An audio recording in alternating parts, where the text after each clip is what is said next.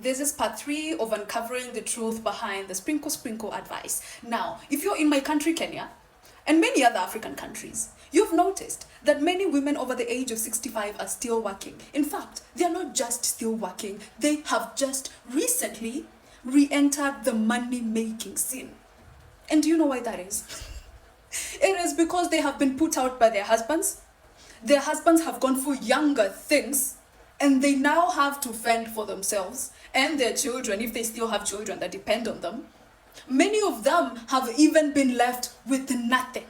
Absolutely nothing. And if you listen to their stories, because I talk to many of them, when I go to buy my vegetables, I don't just buy my vegetables and go. I am friends with those mamas. Why? Because it is good as a woman to learn from the experiences of those that came before you learn from your own experiences. Now, most of these women will tell you, mimi nilikuwa nimemaliza college, nikafanya kazi miaka 5, uko kazini nikapatana na bwanangu, ama nikapatana na bwanangu wapi, tukapendana, tukaoana.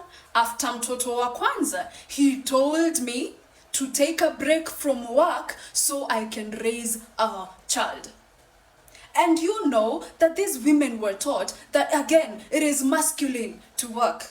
And as long as you have a man to take care of the bills, you don't have to work. And that it is easier to take care of a home than it is to clock into your 9 to 5 every single day. But what they don't tell you is that a 9 to 5 is not just a 9 to 5.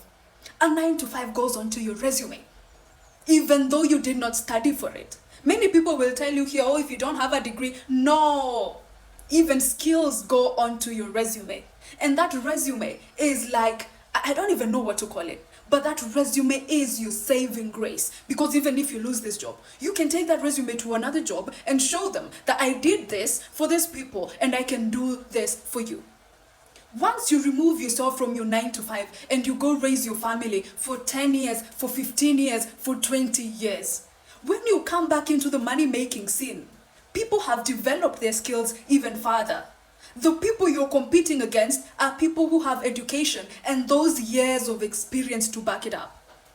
You cannot take your homemaking skills to a job and tell them, oh, I raised 3 children, give me this job, unless you're looking for a nanny job. Some women have even removed themselves from the money-making scene for just 5 years. And when you come back, you cannot get a job. Because once you disclose that you left your job to go and take care of your family, then your prospective employer has this idea that, you know what, you might as well do it again. You're not reliable because guess what? Family comes first to you. The next time your man tells you, I need you to submit, you're going to leave your job and you're going to go back home. But this is what was sold to our mothers and our grandmothers. That it is masculine to work, and that as long as you have a man taking care of the bills, you don't have to work, you can stay home.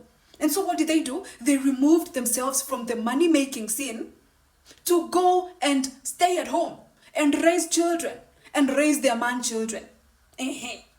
Now, 50 years later, 50 is a lot, I'm exaggerating.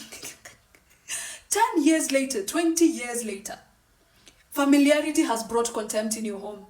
Your man, due to your essence that you were using for his benefit, has gotten so much richer that now he believes he is a handsome young man. Why? Because girls in their 20s, the ages of his daughter and the daughters you've bore him, are out there looking for him, not because he is handsome, but because he has money and they're looking for resources.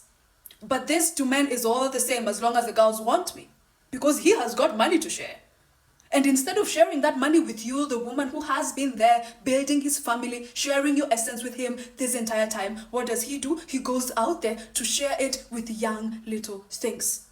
So as a woman, you have to fend for yourself. So you go back into the working scene. And now no one is willing to give you a job, because how do we know you can still do what you claim to do? It's been 20 years since you did it. So you have to settle for what you get. That is why in our country you'll see most of our house helps are the age of our mothers and our grandmothers. Most of the women selling vegetables in the market are the ages of our mothers and our grandmothers. Most of the mamafuas, most of the women cleaning kwa kanjo, most of the janitors huko kwa airport ni kina nani? Wa mama zetu. Because they removed themselves from the working scene when they could have been developing skills that would have had them retired by now and enjoying their lives. But instead, they chose to raise families. And because of how much they were compromising, they were so harsh on their children that now the children are out here with so much trauma, they are not willing to support them.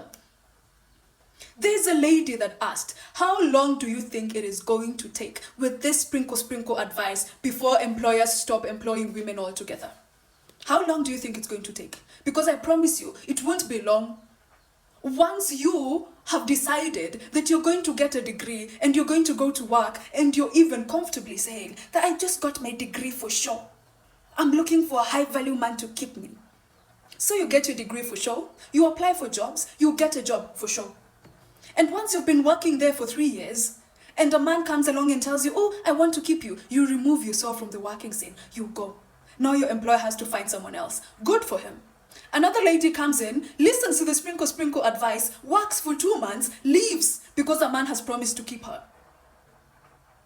And maybe even things go wrong and 2 years later she's back begging, please can I have my former job? What does this tell employers? That it is not the best decision to hire women because women are flaky. And as soon as a woman is promised that she's going to be kept, she's going to leave the job to go and be kept. Na ndo maana mimi naambia wanawake mnachopigana nacho hamkijui, I promise you. Hamkijui. Because these men are making it such that, have you seen a man who is really fighting the sprinkle lifestyle? Only the men who are poor.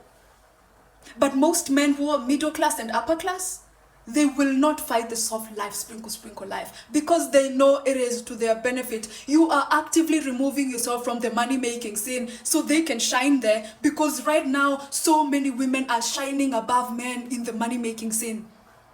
You have seen the women in tech are surpassing the men. The women in engineering are surpassing the men. The women in STEM altogether are surpassing the men. In our colleges, more women are graduating than the men. The sprinkle is a weapon formed against you, and by a woman who married her abuser nonetheless. This is why this woman will always tell you, you know what, don't be a nagging woman. Stay as long as you're getting money. If it is all about money, then why has she been providing for her husband? Why has she been providing for her husband? Why did she marry someone that she sued for having violated her physically? Not once, not twice. You all don't realize that what this advice does is center the men.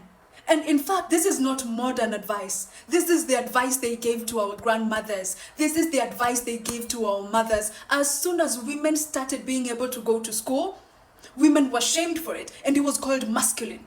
That a woman can stand and articulate herself, it was called masculine. That a woman can rent a house and pay her own bills and live her own life, it was called masculine. And it was either you're masculine and you're a lesbian, or nobody wants you. Why? So that more women can seek out men and more women can go willingly into the homes. Don't you realize that this is synonymous with the saying that goes, a woman's place is in the kitchen? You all are having degrees for sure. For sure. And you think that is not proving that a woman's place is in the kitchen? You are laughing when these men say that you're going to take half of your salary as long as you get to be a stay-at-home mom. Do you think there is a point where you will take that stay-at-home mom skill of yours and take it to a company and tell them, you know what, now that my husband has traded me for a little young thing, please give me a job? In fact, they will see you as someone flaky and they will chase you the hell out. So before you go into the sprinkle culture and believe that you're too pretty to work, ask yourself, who is this benefiting?